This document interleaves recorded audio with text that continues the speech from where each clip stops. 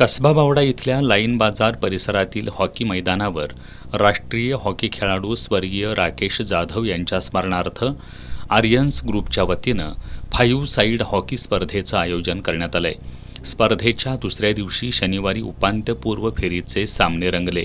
यात शिवतेज मंडळ, महाराष्ट्र क्रीडा मंडळ, कोल्हापूर पोलीस आणि छावा मंडळ या संघांनी प्रतिस्पर्ध्यांवर शानदार विजय मिळवत उपांत्य फेरीत धडक मारली आहे। वेगवान खेळ, आक्रमक चाली आणि रोमांचक क्षणांमुळे प्रेक्षकांनी सामन्याचा मनमुराद आनंद घेतला।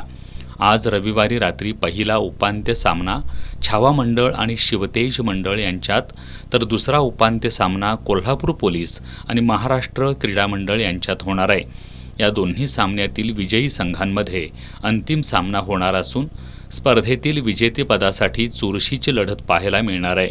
स्पर्धेच्या यशस्वी आयोजनासाठी आर्यन्स ग्रुपचे सदस्य सागर पाटील, अयूब शेख, स्वप्नील जाधव, युनुस पठाण, आकाश शिंदे, नागेश देसाई, विकी पोवार, राजू गवळी, सुहास खांडेकर आणि शहाबाज गवंडी हे परिश्रम घेत आहेत।